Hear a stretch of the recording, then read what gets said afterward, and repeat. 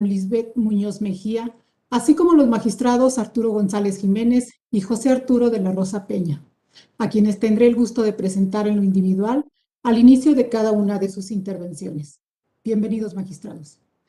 El tema que se tratará en esta mesa y sobre el que los magistrados nos platicarán es el relativo a la figura jurídico-administrativa denominada afirmativa ficta. Esta figura se encuentra contemplada en la legislación de la Ciudad de México y está estrechamente vinculada al ejercicio del derecho que tenemos los gobernados de realizar solicitudes a las autoridades y obtener de ellas respuestas a nuestras peticiones, es decir, un derecho de petición. En un ejercicio ideal del derecho de petición, el solicitante, cumpliendo con todos los requisitos que establecen las leyes, eleva su solicitud a la autoridad competente y dentro de determinado plazo obtiene de esta la respuesta que atiende su petición.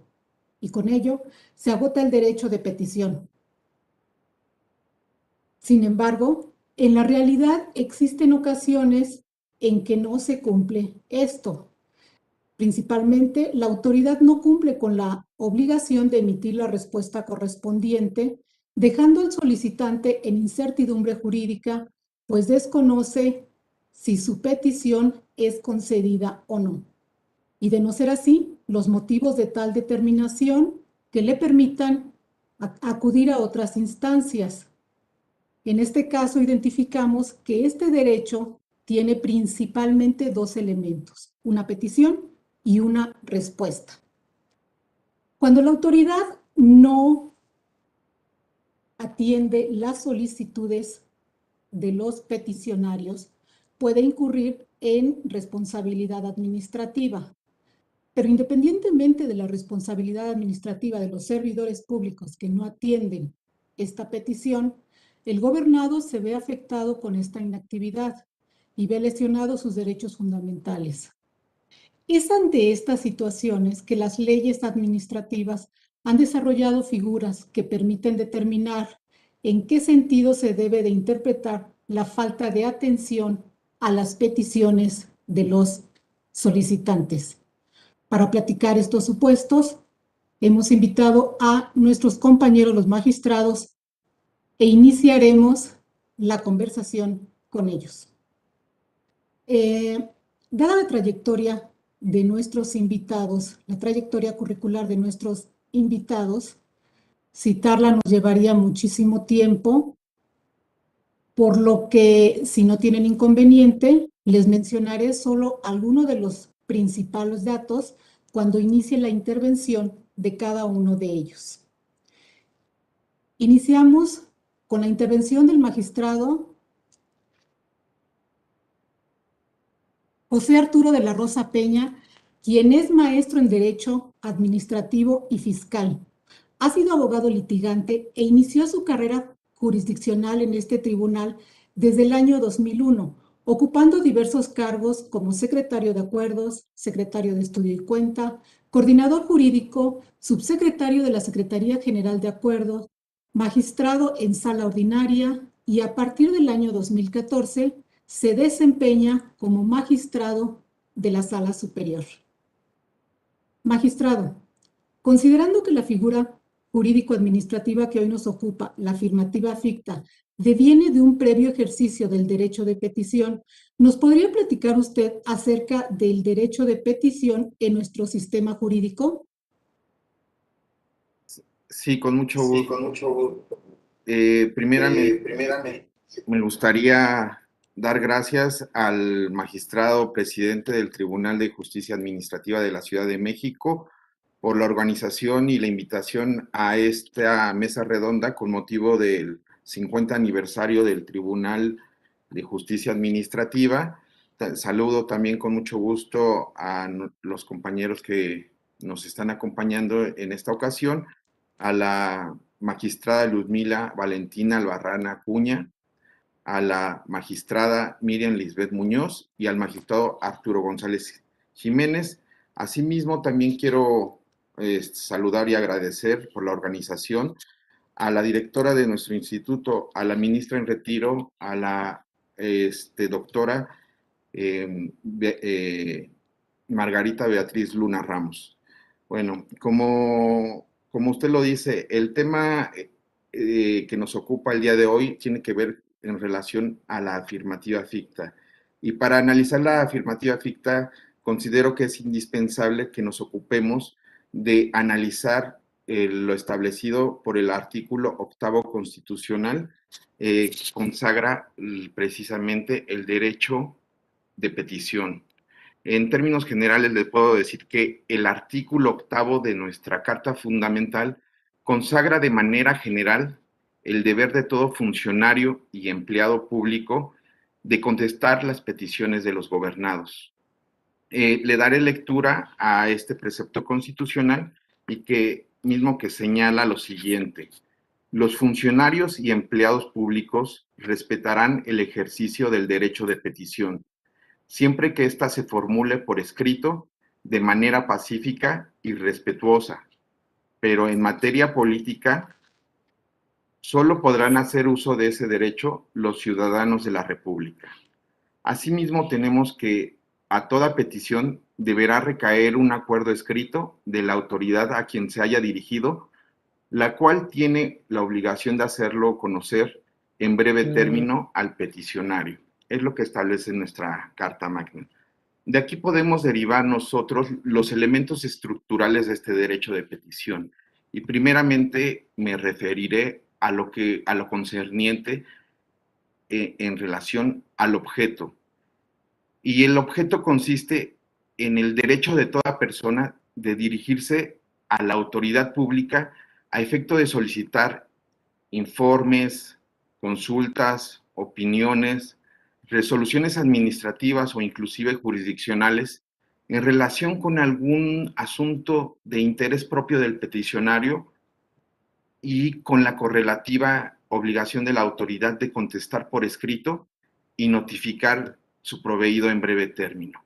Ese sería el objeto de los elementos que conforman este derecho. Por otra parte, tenemos a los sujetos. Tenemos al sujeto activo. ¿Quiénes son estos sujetos? Los titulares del derecho de petición. Y serían todas las personas que se encuentran en los Estados Unidos mexicanos, según lo dispone el artículo 1º constitucional, al precisar que todas las personas gozarán de los derechos humanos reconocidos por la Constitución y los tratados internacionales de los que México sea parte, así como las garantías para su protección. Sin embargo, también este precepto constitucional anota una restricción en lo relativo a que en materia política solamente podrán hacer uso de ese derecho los ciudadanos de la República.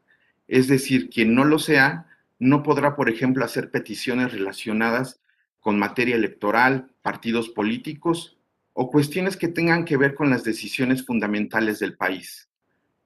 Por otra parte, tenemos a lo que es el sujeto pasivo del derecho de petición, que de acuerdo con la redacción del artículo 8º constitucional, estos sujetos son los funcionarios y empleados públicos. Dentro de esta connotación, debe de comprenderse a las autoridades legislativas, ejecutivas y judiciales. Y pasaríamos a los otros elementos y que precisamente son los más importantes o tienen que ver en cuanto a la relación de los elementos estructurales, que sería la propia petición y la contestación. ¿Qué requisitos debe de reunir esta petición? De acuerdo al artículo 8º constitucional, nos señala 13 requisitos esenciales y estos serían lo relativo a que se formule por escrito, que se formule de manera pacífica y que también sea en forma respetuosa. ¿A qué se refiere con que sea de forma escrita? Pues el objetivo de que sea en forma escrita tiene que ver con fijar con precisión los términos de la petición, es decir, dejar asentado qué es lo que estamos solicitando o pidiendo de la autoridad correspondiente. Eso sería en relación a que se formule por escrito. Otro de los requisitos es de que sea en forma pacífica, y en forma pacífica debe de entenderse que en esta petición No se deben de contener ninguna amenaza vinculada con la producción o no de la respuesta o en el sentido de la misma. Y por último, tenemos de que sea de manera respetuosa. Es decir, no debe de incluir injurias o malos tratamientos a la autoridad que se dirige. Eso es esencialmente a la petición. Ahora pasemos a lo relativo a la respuesta.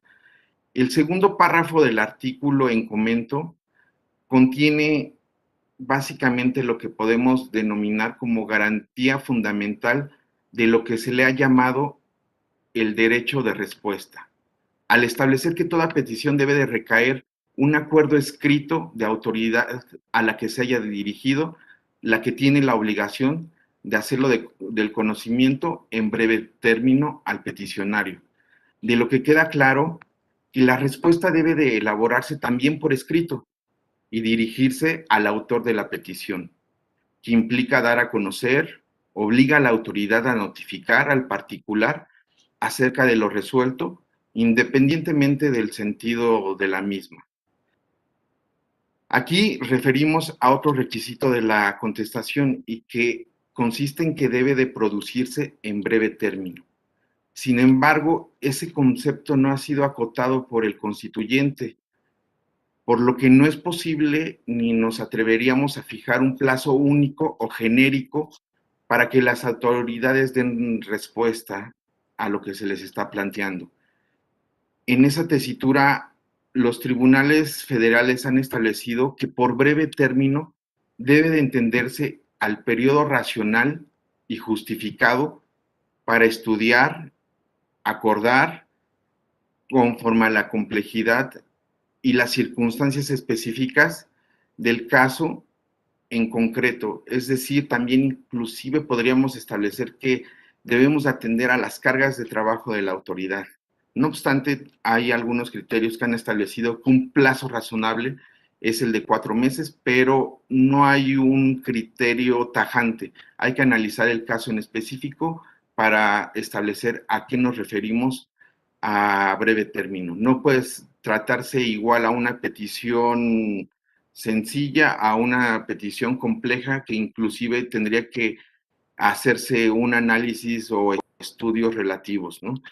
Y finalmente pasaríamos al otro requisito que es muy importante en cuanto a la respuesta, que sería el de congruencia, y que necesariamente consiste en que la respuesta que emite la autoridad debe de ser acorde a lo solicitado.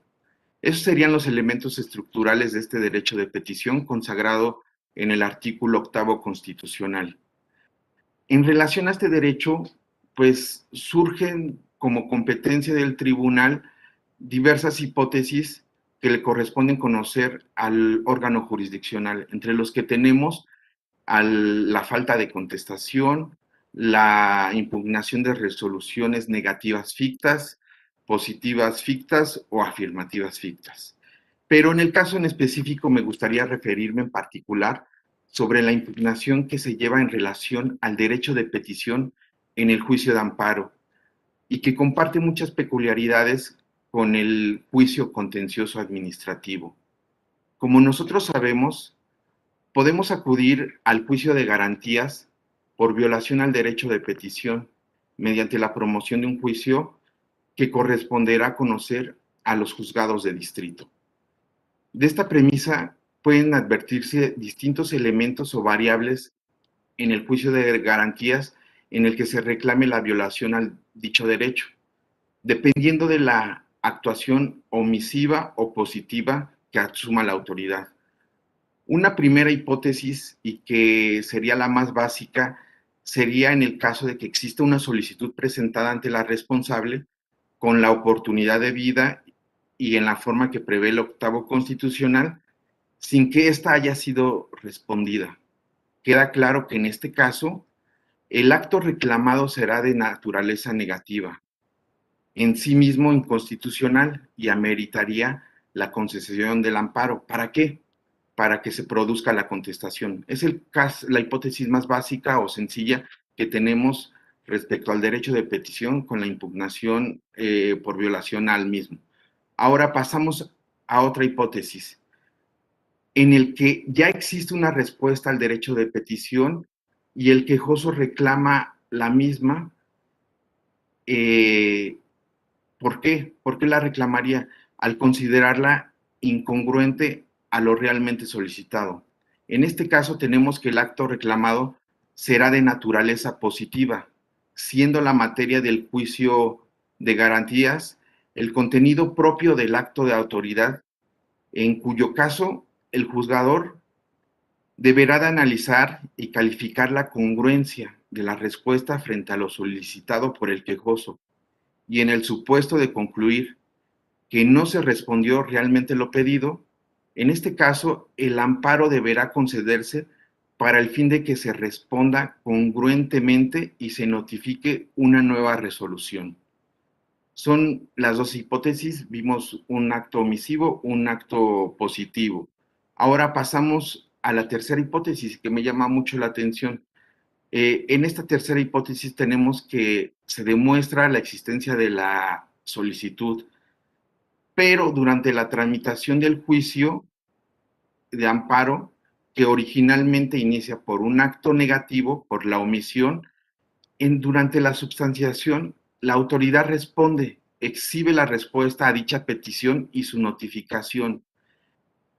En este caso, el particular o el gobernado, en este caso el quejoso, podrá combatirlas mediante la ampliación de la demanda de garantías o inclusive, si él lo estima conveniente, mediante la promoción de un nuevo juicio de amparo. Lo mismo pasa en el juicio contencioso administrativo. Se surte esta misma hipótesis. Aquí, en el caso, si el quejoso estima y decide ampliar la demanda, aquí se estará en condiciones de analizar tanto su congruencia, que no es otra cosa que una subgarantía al derecho de petición, y además la legalidad de la contestación atendiendo a sus fundamentos y motivos. Es decir, ya involucramos a la garantía de legalidad. Estos supuestos también comparte el juicio contencioso administrativo. Y finalmente, en relación a este tema, me gustaría recalcar y señalar que en relación a la substanciación de un juicio de amparo en el que existe la exhibición por parte de la autoridad responsable de la respuesta, el Pleno de la Suprema Corte de la Nación ha sostenido que es innecesario agotar el principio de definitividad respecto a la respuesta, porque nosotros promovemos el juicio de amparo como una violación directa de garantías. Evidentemente no debemos agotar el principio de definitividad, pero ¿qué pasa si en esta petición se solicita el otorgamiento de una pensión? La autoridad dice, no te otorgo la pensión, o si otorga esta pensión y no satisface los intereses, ese acto originalmente no sería impugnable en el juicio de garantías, pero aquí el Pleno de la Corte estimó una excepción al principio de definitividad, y que básicamente tiene que ver con que el quejoso puede controvertir este acto sin agotar este principio, y el juzgador debe de analizar la litis constitucional bajo los principios de concentración y economía procesal, precisamente derivados del artículo 17 constitucional.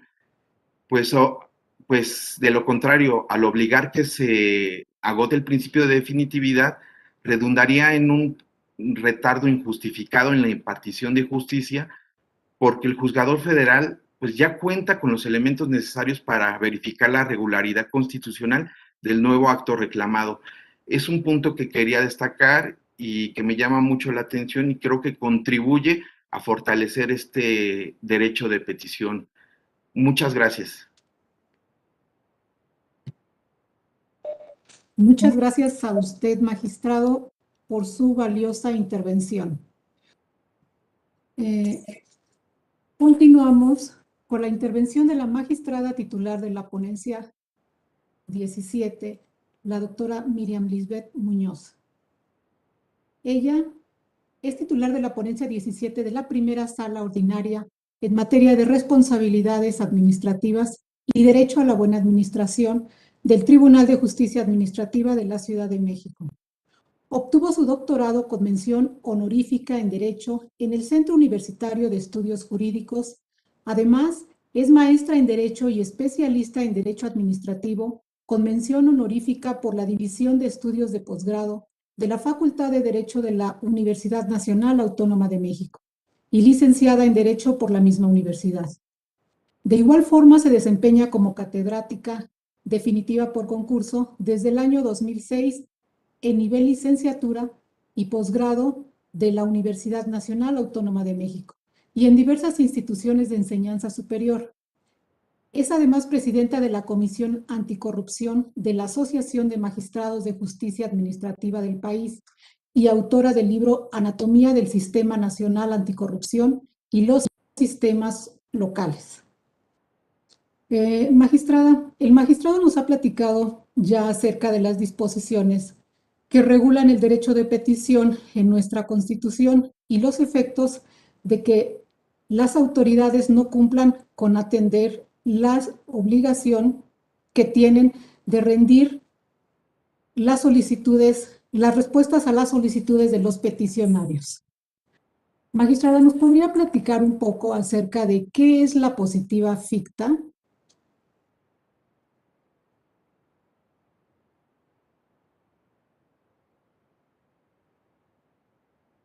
Magistrada, ¿sí nos escucha? Sí, perdón, ¿ya me escuchan? Sí, sí. Ok, bueno, buenos días a todos, buenos días a la audiencia. Y en primer lugar quiero agradecer al magistrado Jesús Sanlén por este ciclo de conferencias y estos festejos con motivo de la celebración del 50 aniversario de nuestro Tribunal de Justicia Administrativa de la Ciudad de México. Igualmente a la ministra en retiro, Margarita Luna Ramos, por todo el apoyo en la coordinación de estos eventos, a quien mando un gran saludo. A la magistrada Ludmila Valentina por acompañarnos este día moderando la mesa y a mis compañeros, al magistrado Arturo González y al magistrado José Arturo de la Rosa. Y bueno, precisamente el día de hoy estamos conversando en esta mesa acerca de una figura jurídica importantísima para todos los ciudadanos, que es precisamente este derecho que tenemos a que las autoridades den respuesta a las peticiones que les formulamos. Como bien mencionaba el magistrado José Arturo de la Rosa, el derecho de petición se encuentra consagrado en el artículo 8 constitucional.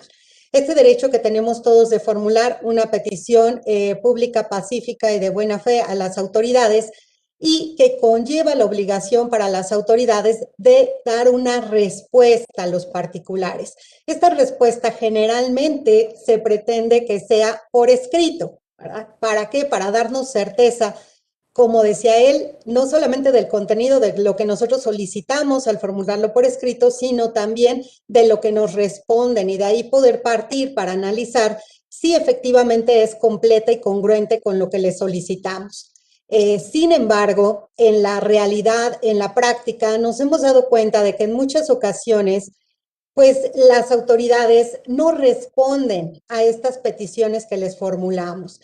Y en algunos casos, pues no se trata de cualquier petición intrascendente, ¿no? Generalmente todas las peticiones son importantes, sin embargo, hay algunas que van a conllevar efectos hacia los particulares que pueden incidir en su esfera de derechos, como son los casos en los que solicitamos alguna licencia, ¿no? Alguna licencia, autorización o un permiso de cualquier tipo. Y en esos casos, bueno, al igual que en todos los demás que la autoridad omite actuar, pues vamos a quedar en indefensión ante la incertidumbre de no tener esa respuesta y no saber qué es lo que está determinando la autoridad respecto a la petición que formulamos. Entonces, el derecho para garantizar a los particulares un marco jurídico que responda a esta necesidad de respuesta, ha creado algo que denominamos ficción jurídica.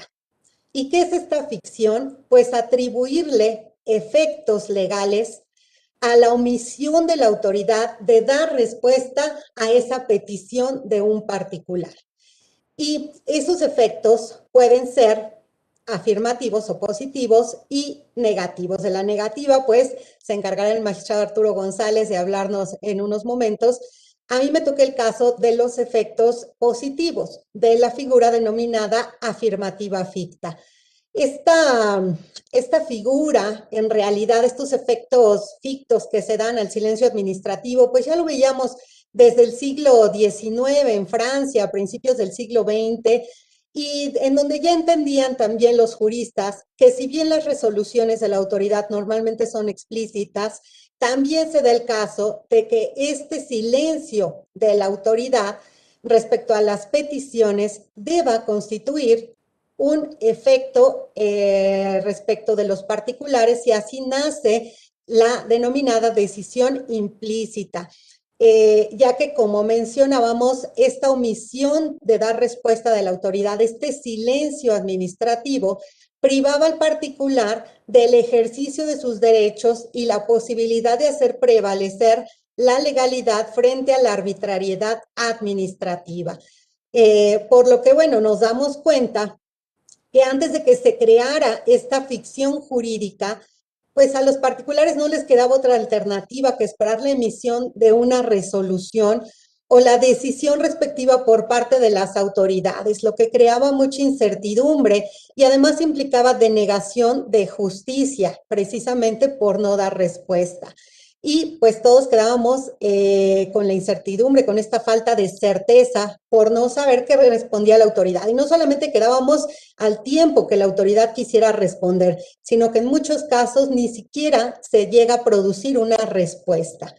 Entonces, bueno, la ley estableció esta figura por virtud de la cual, ante la omisión de la autoridad de emitir una resolución de manera expresa dentro de los plazos previstos por la ley o los ordenamientos jurídicos, se entiende que se resuelve lo solicitado por el particular en un sentido afirmativo. Entonces, esta figura es muy importante, como podemos darnos cuenta. Ya no necesitamos esperar eternamente a esta respuesta de la autoridad. Tenemos esos efectos legales fictos. Y bueno, esto en nuestro ordenamiento jurídico de la Ciudad de México lo vamos a encontrar regulado en la Ley de Procedimiento Administrativo de la Ciudad de México, especialmente en los artículos, bueno, definida en el artículo 2, fracción tercera, y regulada también en el artículo 39, fracción décima, y sobre todo en el artículo 89 y 90. Esta figura es muy importante.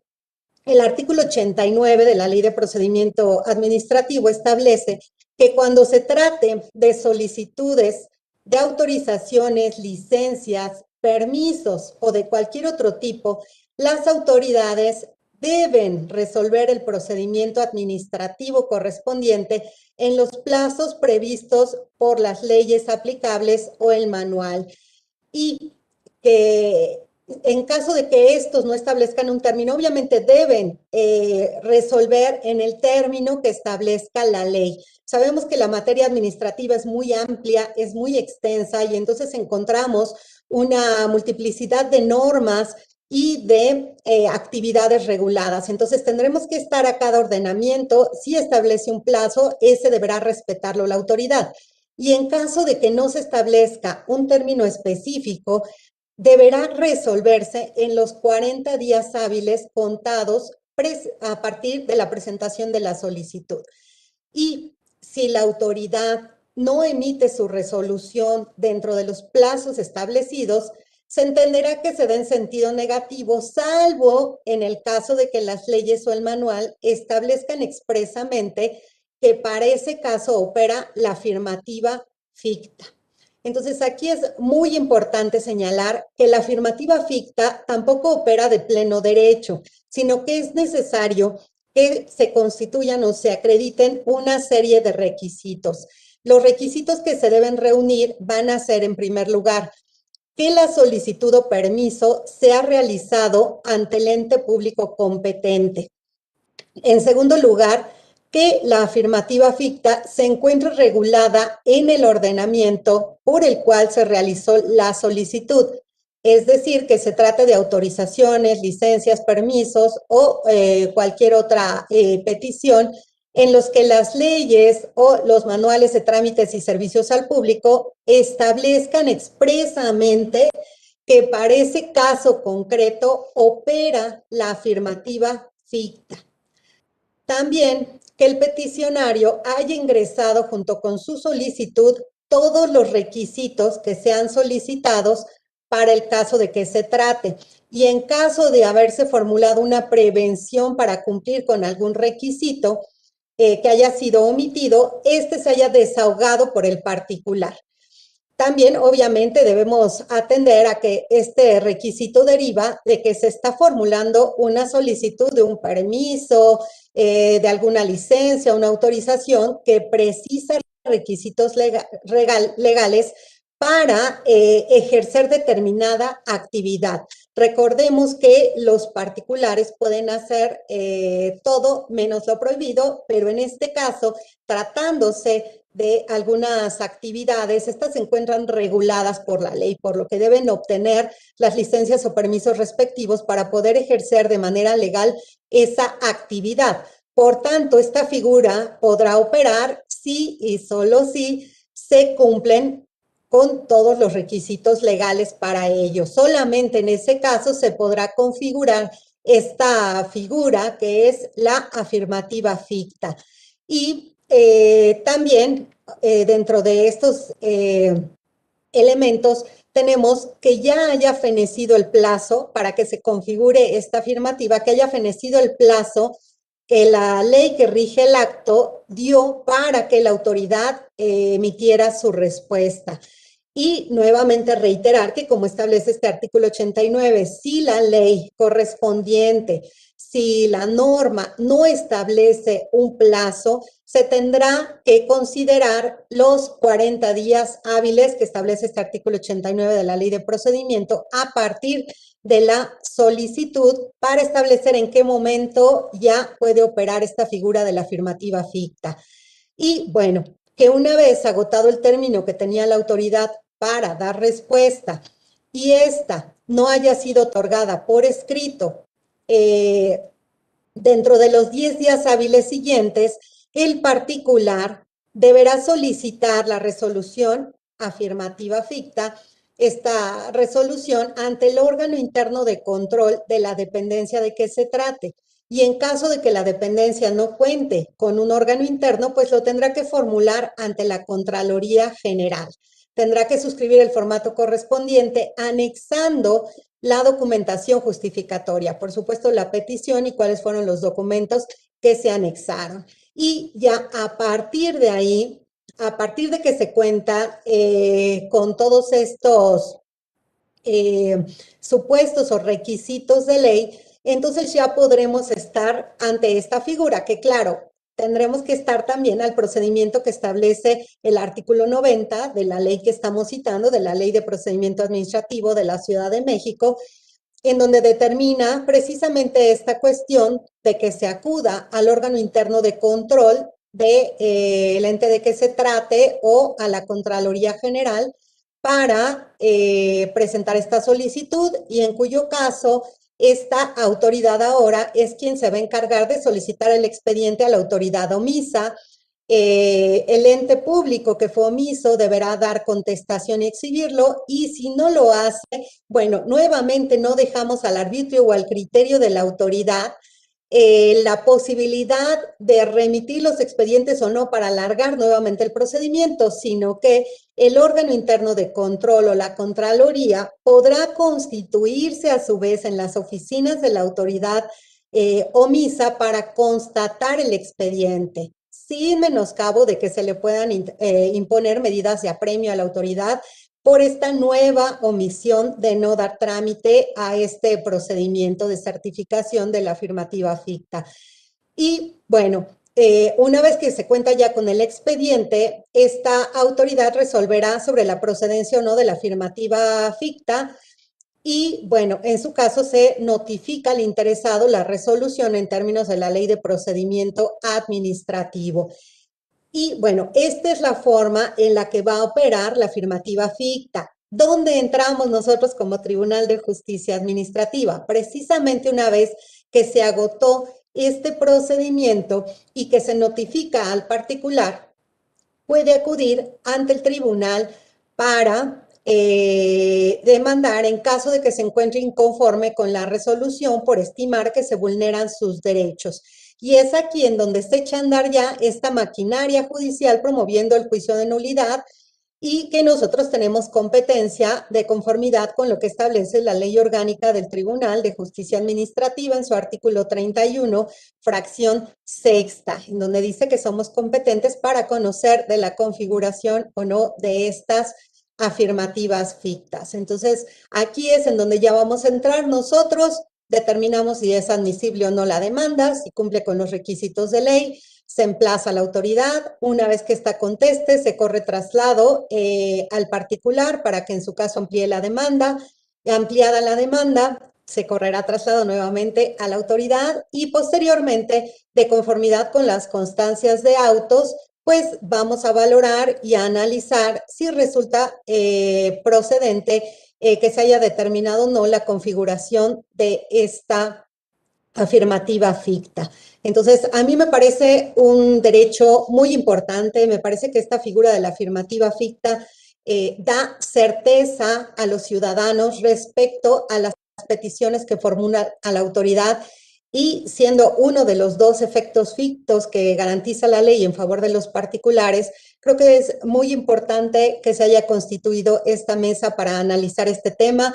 Hay jurisprudencia que va en esta misma línea de lo que estamos explicando, tanto de tribunales colegiados como de nuestro propio tribunal, y creo que nuevamente todo esto va en favor de los gobernados para evitar esa incertidumbre jurídica y para promover esta legalidad de la actuación de la autoridad que se puede juzgar aún ante su omisión de actuar.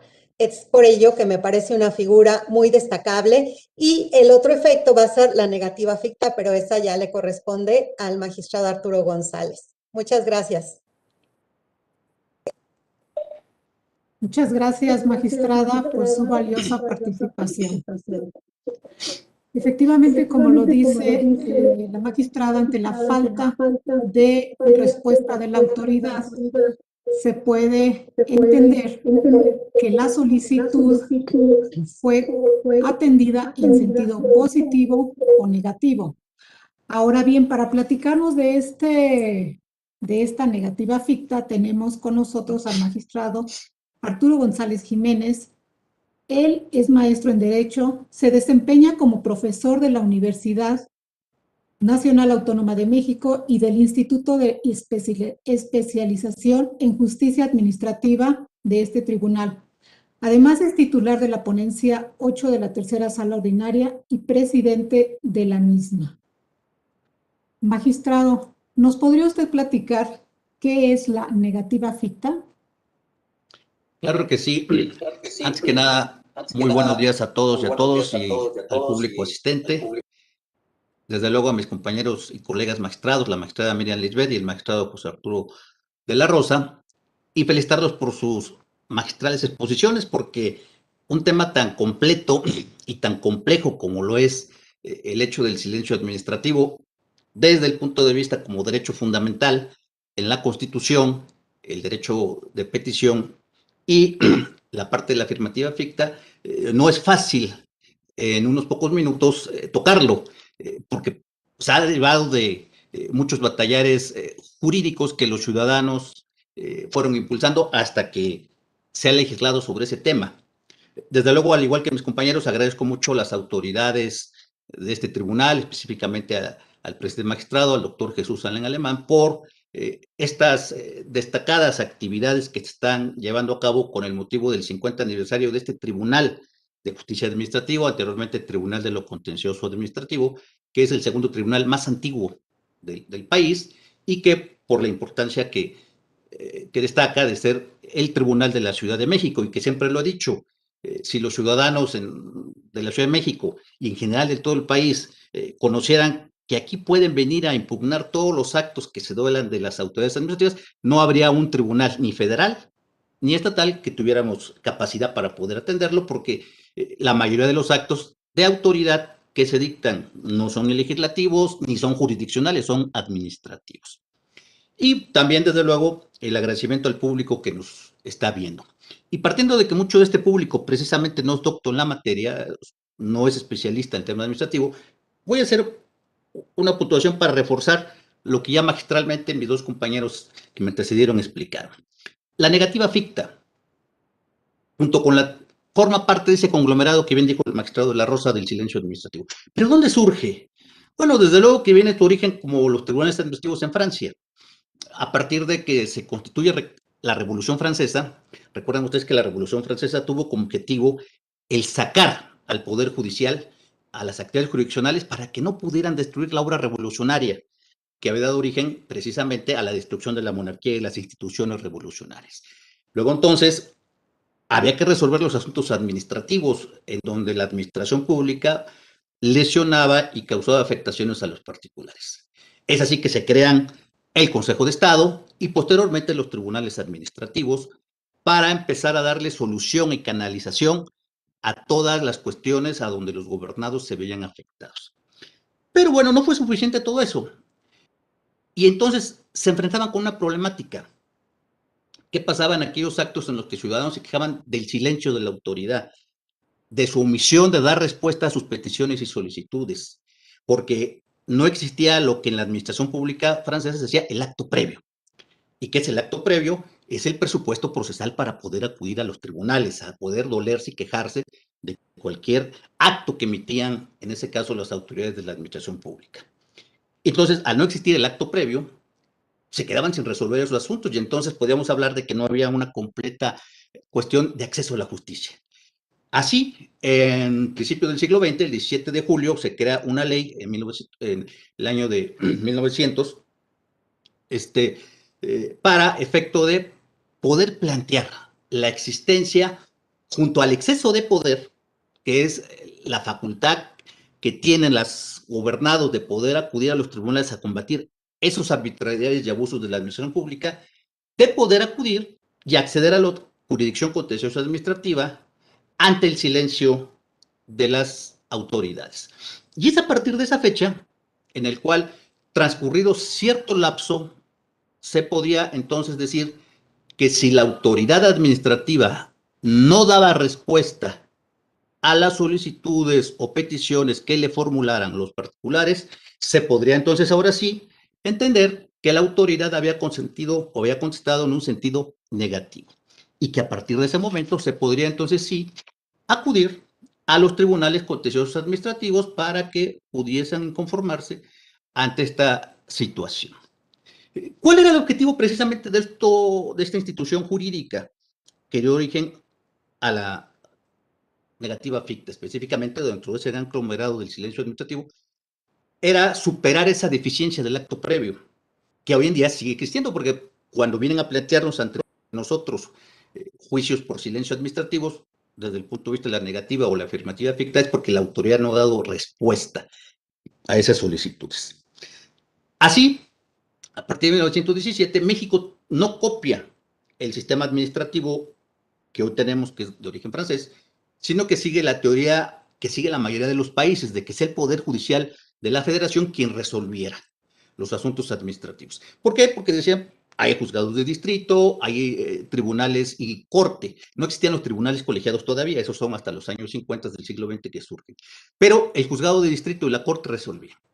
Sin embargo, y creo que acertadamente, a partir de que se crea el Tribunal Fiscal de la Federación en los años 30 y específicamente a partir del Código Fiscal del año de 1939, es que se plasma dentro de su articulado la figura de la negativa ficta, únicamente en materia tributaria, en materia fiscal, ante el silencio administrativo. Porque recordemos que el Tribunal Fiscal de la Federación en esa época surge para resolver las controversias en materia tributaria, todavía no en materia administrativa. De hecho, este tribunal de justicia administrativa va mucho más allá, fue antes quien tuvo esa competencia de no solamente conocer cuestiones tributarias, sino cuestiones administrativas. Ahora bien, al permitirse ya en ese tribunal fiscal el que los ciudadanos pudiesen combatir el silencio administrativo sin acto previo, entonces se empezaron a dar infinidad de lo que son los juicios. Ahora bien, como bien decía el magistrado de la Rosa, ya la Constitución Federal contemplaba el derecho de petición. Ahora, ¿son lo mismo o son diferentes? Voy a complementar lo que ya acertadamente mencionó el magistrado. Por un lado, tanto la negativa como la afirmativa ficta forman parte de ese conglomerado. Pero la Corte ha estimado en dónde podemos encontrar esa pequeña diferencia entre lo que es el derecho de petición y lo que es la negativa. Dice, mientras que el derecho de petición del octavo constitucional es un derecho humano, es un derecho fundamental que obliga a que las autoridades respondan a las peticiones que de manera pacífica y por escrito y respetuosa formulemos a las autoridades, la misma obligación tienen las autoridades de dar esa respuesta. Ahí es, dice la Corte, una diferenciación entre lo que es la negativa ficta, que la negativa ficta no constituye finalidad o obligación de la autoridad de dar respuesta expresa. Al contrario, mientras que en el derecho de petición la autoridad sí no debe de contestar, y ya el magistrado manejó todo lo que en el juicio de derechos humanos podemos acceder como ciudadanos, en la negativa ficta no. En la negativa ficta no es obligación de la autoridad ni se genera esa finalidad de que responda a las solicitudes de los gobernados. Y es precisamente ante la falta de respuesta de esa autoridad fiscal, tributaria o en su caso administrativa, dependiendo del tiempo que cada código o legislación prevea, que se configure el silencio administrativo. ¿Ante qué? Ante ese sentido que se considera de negatividad.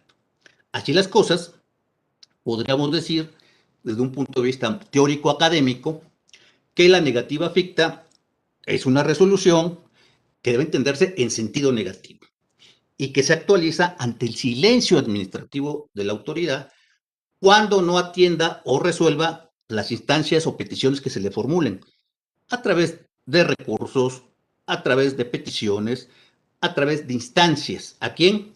Hacia los gobernados. En los plazos que las legislaciones prevén, porque no hay una uniformidad. Cada legislación, como bien decía la magistrada Lisbeth, en la ley del procedimiento administrativo, tenemos generalmente 40 días para que la autoridad pueda, en su caso, tanto negativa como afirmativa, configurarse este aspecto. Y cada legislación es distinta. Entonces, académicamente podría decir que es esa resolución que se debe entender, desde luego en el sentido negativo, que actualiza el silencio de la autoridad al no dar respuesta. Ya dijimos, a toda solicitud, a toda petición o inclusive a los recursos promovidos por el ciudadano, dentro de lo que marca la legislación de cada entidad federativa o la legislación federal, como puede ser el Código Fiscal de la Federación o el Código Fiscal de la Ciudad de México o el Código del Estado de México, que ya vamos a ver que son tiempos distintos. Ahora, ¿cuál es el objeto de la negativa ficta? Que el gobernado que se sienta afectado en su esfera de derechos, en su esfera jurídica, ante el silencio de la autoridad, pueda legalmente combatirla.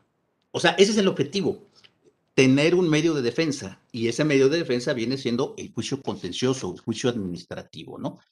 Que ese es el camino que deberá seguir para poder inconformarse ante el silencio de las autoridades.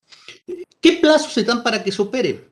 La magistrada Lisbeth decía acertadamente, no hay una cuestión de regulación jurídica uniforme. A nivel federal, por ejemplo, el Código Fiscal de la Federación nos habla que son 3 meses.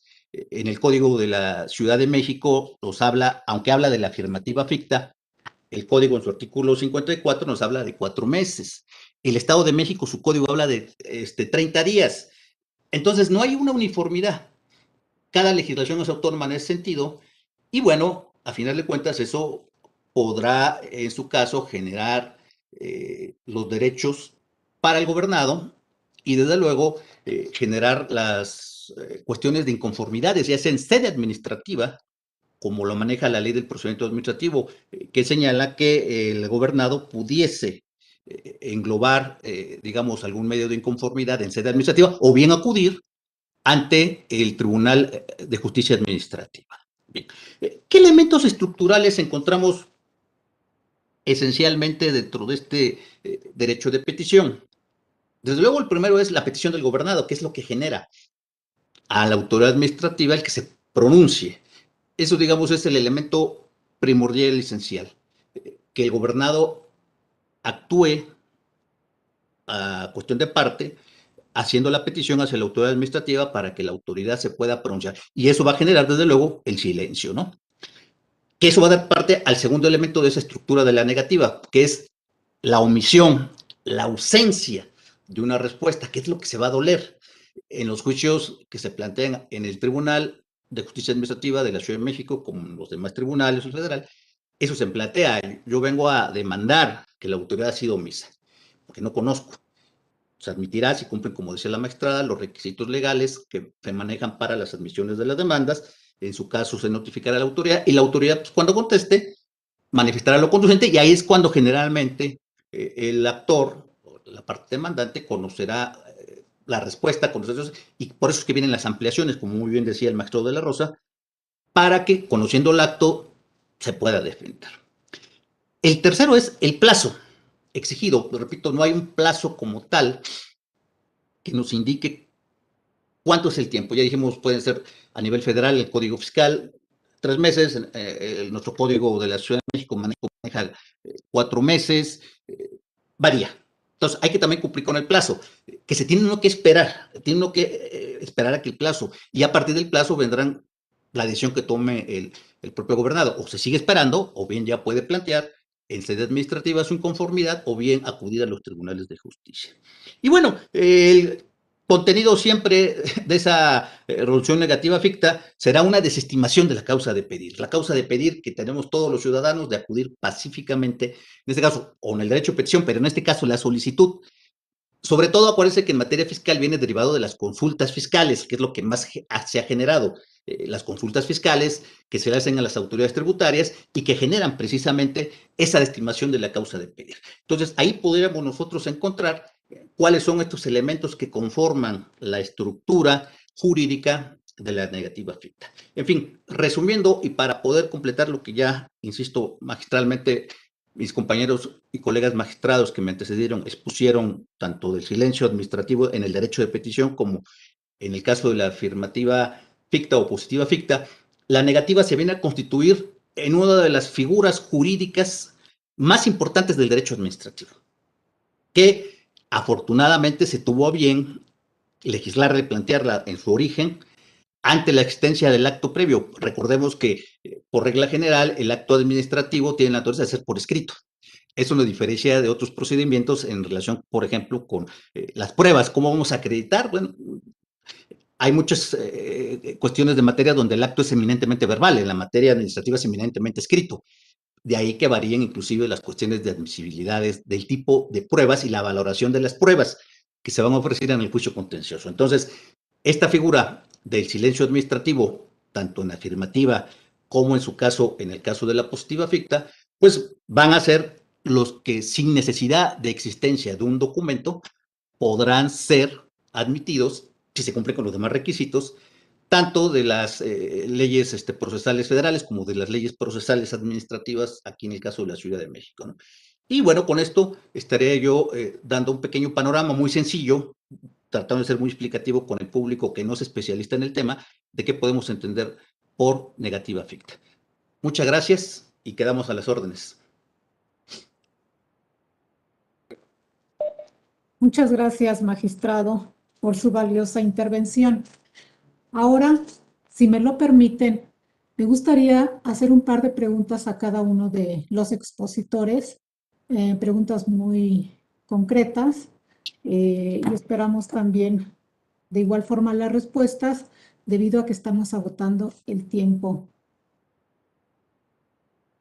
destinado para ello. Para el magistrado José Arturo de la Rosa. ¿Me escucha, magistrado? Sí, perfectamente. Okay. ¿Nos podría contestar qué figura se actualiza ante el silencio de la autoridad fiscal en resolver un recurso de revocación? La verdad es que un recurso de revocación no es propiamente una petición en el sentido en el que estamos acostumbrados a verlas, pero ¿nos podría platicar un poco acerca de ello? Claro, con mucho gusto. Bueno, primeramente, reiterar lo que los compañeros que me precedieron, la negativa ficta, la positiva o afirmativa ficta, así como el derecho de petición, constituyen instituciones fundamentales en el derecho administrativo y que han sido concebidas a favor de los gobernados, porque precisamente constituyen ficciones jurídicas con el objetivo de acabar con la indefinición en relación a la contestación a una petición. Y pues como dicen mis compañeros, pues no hay un término establecido o preciso respecto al respecto generalizado. No podemos hablar de un término absoluto.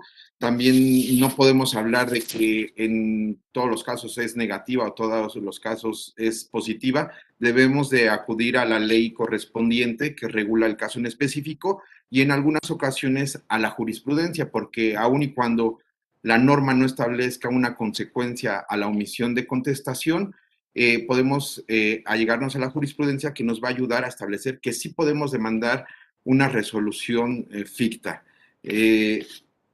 A una vez explicada la trascendencia, respecto a la pregunta, en términos generales, en el Código Fiscal de la Federación, tanto federal como lo señalo, y en el Código Fiscal de la Ciudad de México, se establece que a las instancias y peticiones que formulen los gobernados deberán de resolverse en un plazo de 4 meses. Y ante la omisión corresponderá en el ámbito federal lo que le denominamos la negativa ficta. En la Ciudad de México, estas instancias y peticiones ante la omisión de la autoridad se configura la negativa ficta y también en algunos casos la afirmativa ficta. Sin embargo, en el Código Fiscal de la Federación hace una excepción y en el capítulo relativo a la substanciación del recurso de revocación, que es el recurso o la instancia administrativa que pueden optar los gobernados, hace una excepción y señala que este recurso deberá de resolverse en el plazo de 4 meses.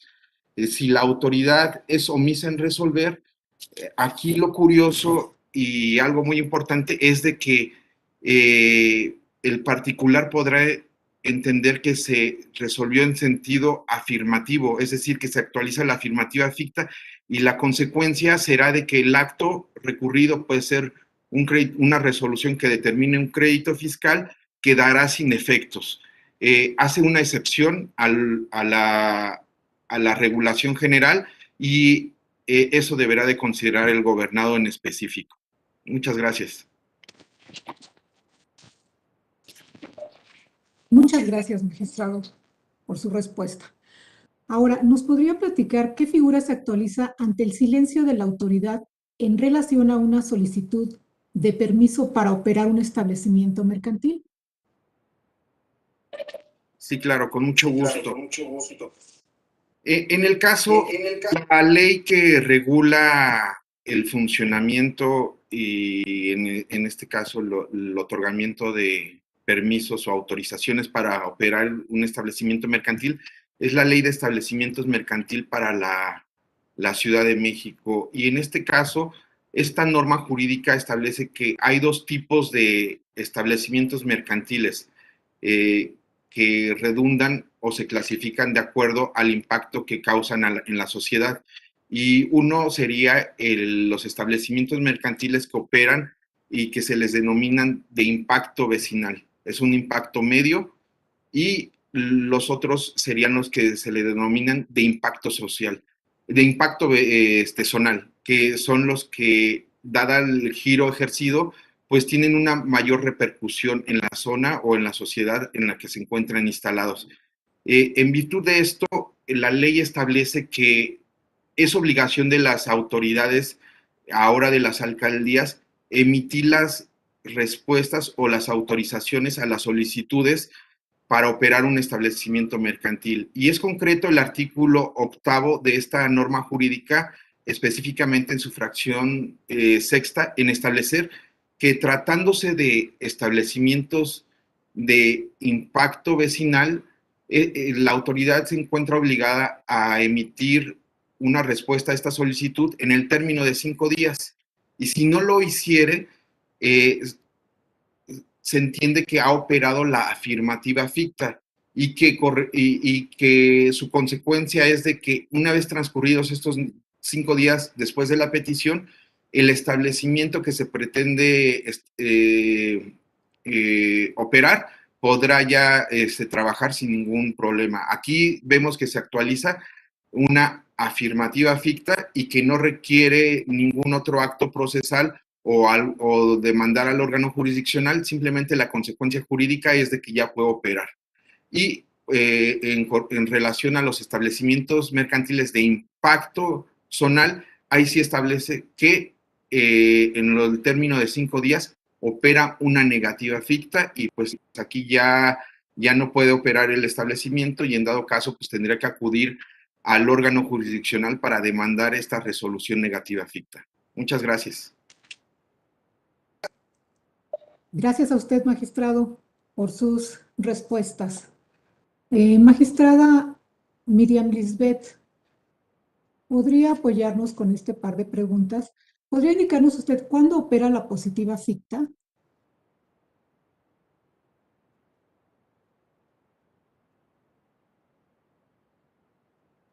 Magistrada Lisbeth, ¿nos escucha? Sí, perdón, ya estoy, ¿verdad? Sí, bueno, esta figura, como señalábamos, de acuerdo con lo que establece la Ley de Procedimiento Administrativo y específicamente los artículos 89 y 90, bueno, vamos a tener que cumplir con algunos requisitos, que son que la solicitud o permiso que formule el ciudadano sea presentada ante un ente público competente, ¿no? Primero, como ya habíamos dicho, tiene que haber una petición de un particular a una autoridad, ya sea para alguna licencia, permiso, un trámite, un recurso, como lo comentaba el magistrado Arturo, etcétera. Entonces, este debe ser presentado, pero no ante cualquier autoridad, sino ante una autoridad competente. En el caso de otras figuras, sí puede ser ante cualquier autoridad, en este caso no, tiene que ser ante la autoridad competente. Y bueno, obviamente para que se configure esta figura también, decíamos, tiene que estar regulado por la ley expresamente que ante la omisión de dar respuesta de la autoridad, ante el silencio, lo que va a proceder son estos efectos fictos de afirmativa ficta, es decir, que nos dan una respuesta positiva a lo solicitado, una respuesta afirmativa, de ahí el nombre de la figura. Entonces, la ley tiene que regular expresamente este efecto de la omisión de dar respuesta de la autoridad. Y también, obviamente, que el peticionario haya ingresado con su solicitud, en su caso, que dé cumplimiento a todos los requisitos necesarios para la obtención del permiso, licencia, autorización, lo que esté solicitando, que cumpla con los requisitos de ley y lo haya adjuntado a su petición. Y en caso de que se le haya prevenido, pues haber desahogado esa prevención. Por ahí veía que también comentaban que qué pasa si no se notificó esta prevención en ningún momento. Bueno, pues ahí precisamente no se podría tener por formulada, la autoridad tendría que acreditar que la notificó, si no, no se tendría por hecha y únicamente se va a analizar nuevamente si se cuenta con todos los requisitos para acceder a esta afirmativa ficta. Y también, bueno, pues tenemos que estar a que, como igual decía el magistrado Arturo González respecto de la negativa, pues nuevamente a los términos que establece la ley. Tenemos que esperar a que transcurra el plazo que cada ley para cada trámite establece. Y una vez transcurrido sin que haya una respuesta de la autoridad, entonces ya podremos estimar que se configura esta figura que establece la ley. Y en caso de que la ley no establezca un término, pues serán 40 días hábiles a partir de que se presenta la promoción. Y bueno, si no se otorgó esta respuesta, si no se emite, pues el particular, una vez vencido este plazo, tiene que acudir ante el órgano interno de control o la Contraloría para solicitar la certificación de esta afirmativa ficta. Entonces, esa es la forma en la que va a proceder y bueno, en caso de que se le dé una respuesta que no satisfaga a sus intereses, pues acudir ante este Tribunal de Justicia Administrativa a impugnarlo. Y ya en su caso, pues analizaremos si se cumple con todos los requisitos para esta configuración y para esa certificación de la afirmativa ficta. Muchas gracias, magistrada, por su respuesta. Ahora, ¿nos podría platicar brevemente cuál es la diferencia entre negativa ficta, afirmativa ficta y silencio administrativo?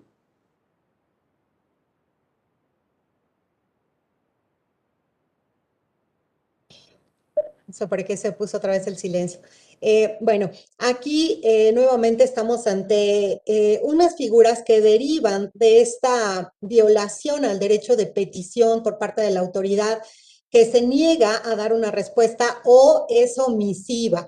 Las circunstancias pueden ser muchas, pero el efecto es que no da una respuesta, no hay una actuación de la autoridad, dejen incertidumbre jurídica al particular respecto de la petición que formula y entonces ese silencio de la autoridad, esa omisión de dar respuesta, pues va a tener diferentes efectos para el particular.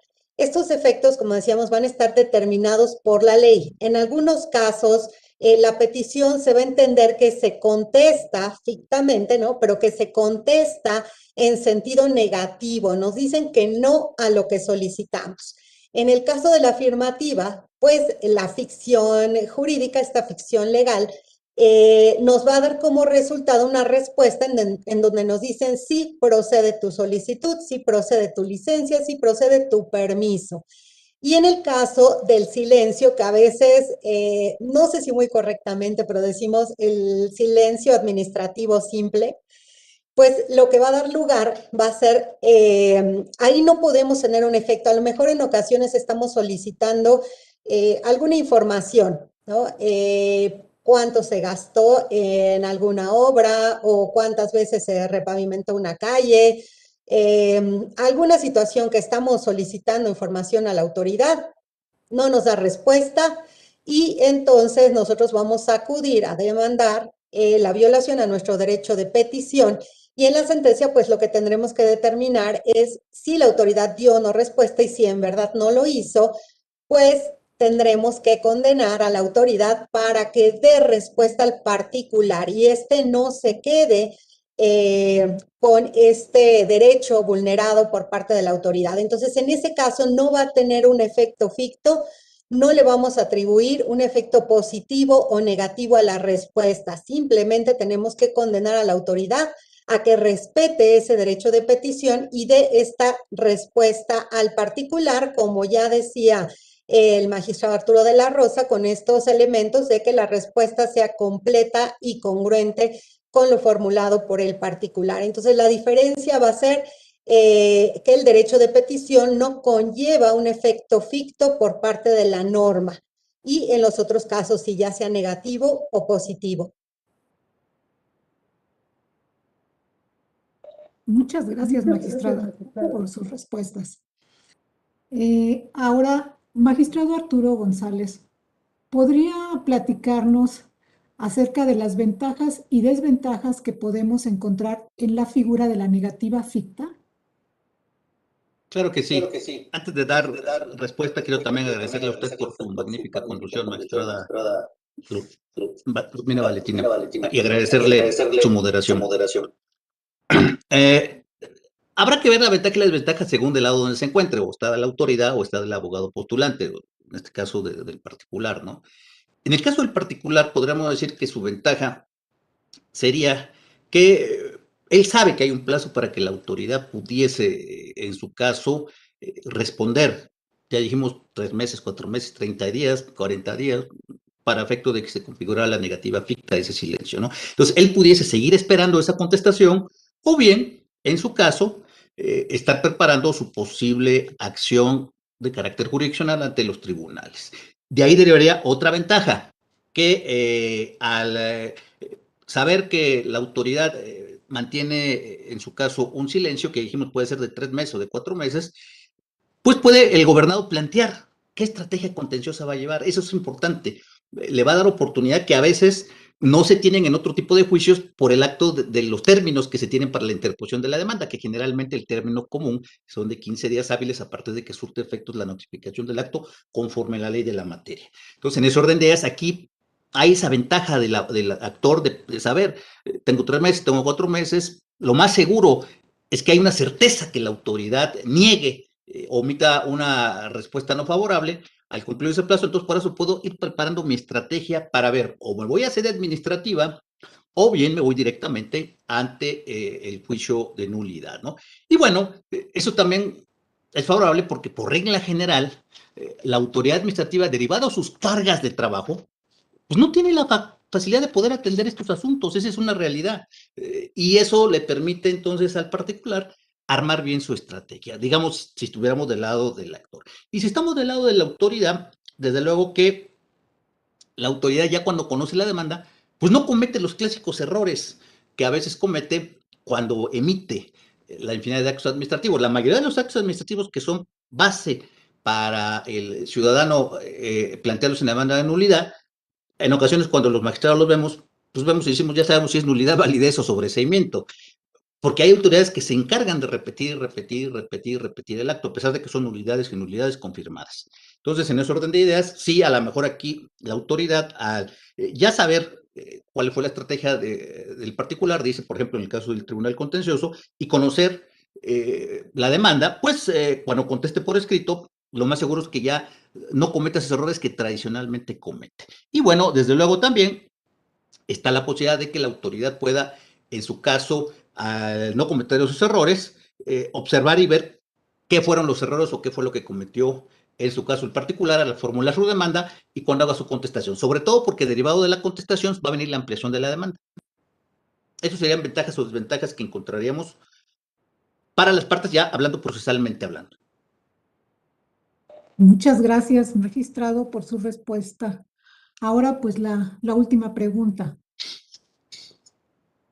Teóricamente hablando, ¿cuál es la diferencia esencialmente entre negativa y positiva FIT? Bien, como usted lo está preguntando, teóricamente la negativa nace, inclusive ya les decía aquí en México, en materia tributaria, en materia fiscal, a través de lo que son las consultas fiscales. Y la afirmativa afecta, como lo puso la magistrada, opera más en aspectos administrativos de permisos, concesiones, licencias, autorizaciones. Esas, digamos, son las dos diferencias fundamentales. Mientras que, si bien es cierto, las dos son silencios, las dos constituyen omisiones de no responder, generalmente la negativa ficta, teóricamente hablando, la estamos ubicando dentro de la materia de la consulta fiscal, de la materia tributaria. Y la afirmativa generalmente la utilizamos o se va más hacia la cuestión del derecho administrativo en cuanto a los permisos, licencias o concesiones, como lo establecía el magistrado de la Rosa en la Ley de Establecimientos Mercantiles, o en algunas otras leyes, la Ley de Desarrollo Urbano, y todas las legislaciones que, en su caso, los particulares hacemos uso para obtener permisos, concesiones o autorizaciones. Esas teóricamente, aunque ya en la parte, como lo expuso la magistrada Lisbeth, en la Ley del Procedimiento Administrativo, también la negativa ficta dice, bueno, 40 días para resolver y si no se entenderá pues, que no te dio el permiso o la licencia. Hay a veces confusión en la cuestión de los legisladores. A final de cuentas, las dos tienen efectos de ser parte del silencio administrativo y parte de una omisión hacia el ciudadano. Eso es todo, maestra. Muchas gracias, magistrado. Muchas gracias, magistrados. Pues, ¿qué les digo? Ha sido un placer compartir con ustedes este espacio y tiempo y sobre todo escuchar sus excelentes participaciones. Me llevo la idea de la afirmativa ficta como una figura compleja y de las más relevantes dentro de las leyes administrativas de nuestra ciudad. Y con esto finalizamos nuestro evento. Les agradezco, magistrados, por sus participaciones y tiempo y sobre todo por compartirnos sus amplios conocimientos en la materia. Creo que este tema da para mucho tiempo, agotarlo requiere de bastante tiempo y espero que posteriormente se pueda hacer. Agradecemos también a quienes nos escucharon a la distancia, así como al equipo técnico administrativo que hizo posible llevar a cabo este evento. Pues muchas gracias y buena tarde. Muchas gracias. Buenas tardes a todos. Muchas gracias. Buenas tardes a todos y a todas. Buenas tardes.